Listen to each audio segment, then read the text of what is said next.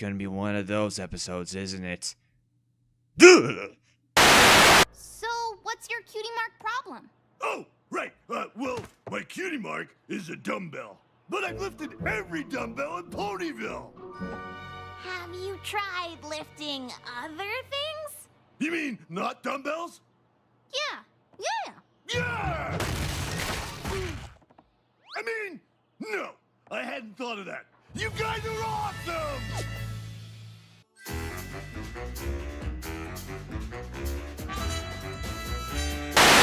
Here's our generic song. It sounds like hundreds of other songs. Things are always nice in this song. That's why no one remembers it.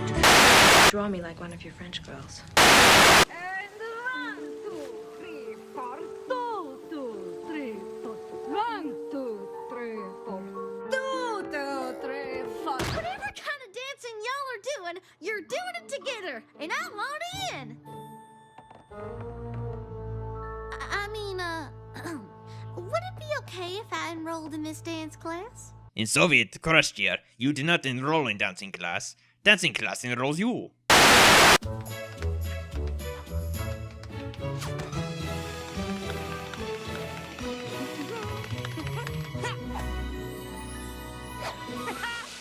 You just have to do it with feeling.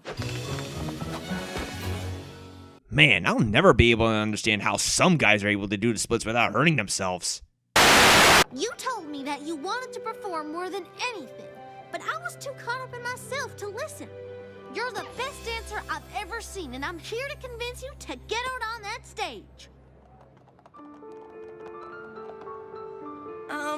Didn't I also tell you that dancing in front of other ponies is terrifying? I don't know if you noticed, but that auditorium is full of other ponies! Well, that's show business for you.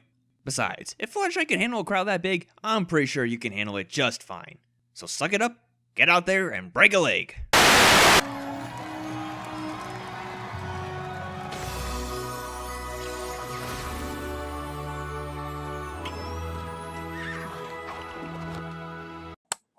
That was easy.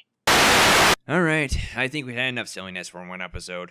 Now could you please stop showing off your magical butt tattoo, Tender Taps? It's so weird.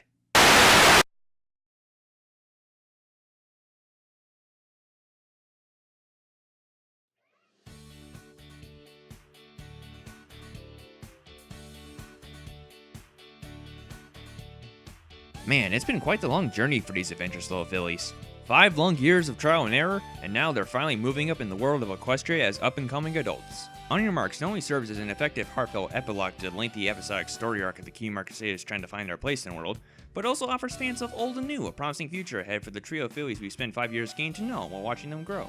I guess what's really nice about this episode is simply the fact that it knows that the days of old are over, and things do change over time, but that doesn't mean it's time to say goodbye just yet.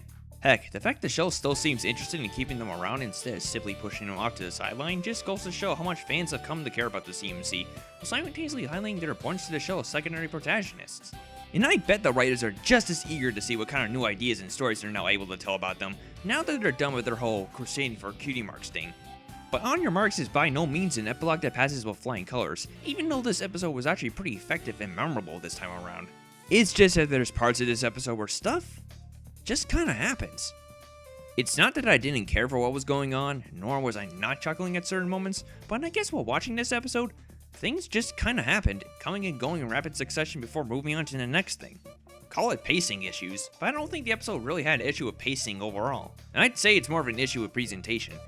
Even though I'll admit that the episode does in fact make good use of what it has to offer, and nothing really does overstay its welcome. Fortunately, everything else about this episode's pretty well done. The CMC were nicely written, their inner and outer struggles are believable, and what they learned in this episode is actually pretty applicable to anyone going through big changes in their life, whether it be in the now or about to happen pretty soon. But let's be honest for a moment. You guys just want to ship Tender Taps with Apple Bloom, don't you?